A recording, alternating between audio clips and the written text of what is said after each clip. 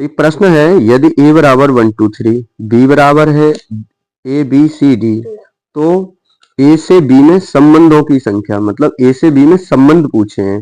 तो a में अवयव कितने हैं? a में अवयव हैं 3। ऐसे ही b में अवयव कितने हैं? b में अवयव हैं 1 2 3 4। तो इसमें कुल फलन कितने बनेंगे? फलन बनेंगे इसमें 3 गुणा 4, टोटल फलन बनेंगे 12।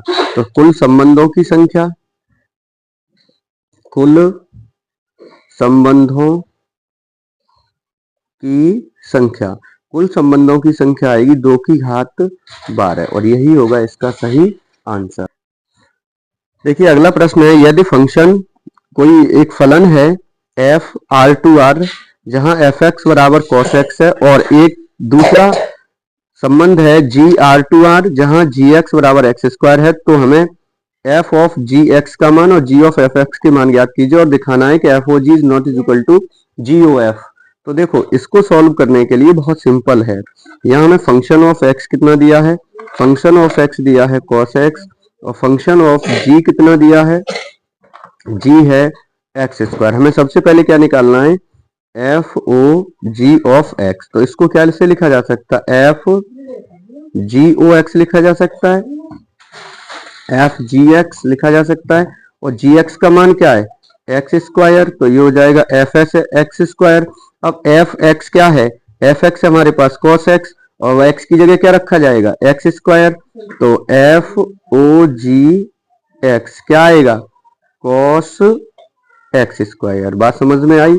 अब आगे हमसे पूछा है जी ओ एफ, जी ओ एफ एक्स, इसको क्या लिखा जा सकता है? इसको लिखा जा सकता है जी एफ एक्स, है ना।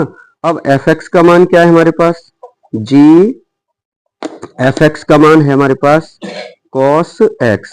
अब जी एक्स क्या है? एक्स स्क्वायर, यानी ये जो फंक्शन है पूरा बन गया एक्स स्क्वायर। तो इसे क्या लिखेंगे? कॉस एक्स का स्क्वायर, यानी जी ओ एफ एक्स बराबर क्या आएगा? Cos square x. ये आ गया दूसरा वैल्यू।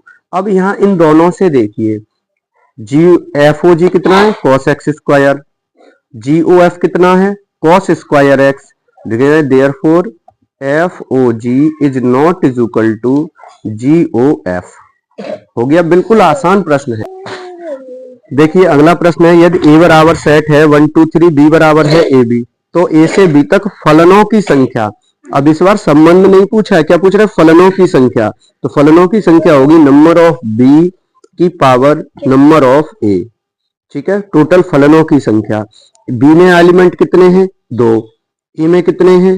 3। तो टोटल फलन कितने बनेंगे? 8 बनेंगे। क्लियर हुआ? ये देखिए कई बार पूछा गया पेपर में, करें यदि एक सेट ए बराबर है एबीसी, सेट बी बराबर है 2 3 4, तो ए से बी तक फलन ज्ञात कीजिए। मतलब ए से बी तक फलन कौन सा होगा इनमें से, ए बी सी या डी? तो ध्यान से सुनिए, यहां जो फलन होने चाहिए वो ए के अवयव के लिए बी में एक अद्वितीय इमेज होनी चाहिए, ए के अवयव की बी में यूनिक इमेज होनी चाहिए, यानी कि A3 B2 और C3, A3 B2 C3, यानी ऑप्शन ए सही होगा, क्योंकि बहु एक अंतर छिपी होने के लिए यही फंक्शन बनेगा बस। देखिए अगला प्रश्न है, यदि a बराबर ए बी सी तथा b बराबर 1 2 है, तो a से b में संबंधों की संख्या। ध्यान रहे, फलन नहीं पूछा है, संबंधों की संख्या। तो देखो संबंध पूछ रहा है, इसमें नंबर ऑफ ए में एलिमेंट कितने हैं? 3, ए बी सी, और बी में एलिमेंट कितने हैं? बी में एलिमेंट 1 और 2 हैं। तो कुल संबंधों की संख्या कितनी आएगी? 2 की घात 3 गुणा 2, कितना आ जाएगा? 2 की घात 6, यानी इसको लिख सकते हैं हम 64। ध्यान रहे इस बात का। यदि पिछला वाला प्रश्न समझ में आया, तो यदि a बराबर 1 2, b बराबर ए बी, तो a से b में संबंधों की संख्या ज्ञात कीजिए। इस क्वेश्चन का आंसर आप हमें कमेंट में बताएंगे। देखिए अगला प्रश्न है, यदि सेट a बराबर ए बी, सेट b बराबर 2 3, सेट c बराबर 3 7, तो a cross b union c का मान ज्ञात कीजिए। तो देखो इसको सॉल्व करने के लिए सबसे पहले a बराबर हमें जो दिया है वो लिखिए ए बी, बी बराबर जो दिया है सेट वो लिखिए 2 3, और सी बराबर जो हमें दिया है वो लिखिए 3 7। अब हमसे पहले यूनियन निकालना पड़ेगा, तो B union C, B union C निकालेंगे तो यूनियन में सारे एलिमेंट आते हैं, तो क्या आ जाएगा 2 3 7, क्योंकि 3 कॉमन है तो 2 बार नहीं आएगा, सेट में एलिमेंट हमेशा एक ही बार आते हैं।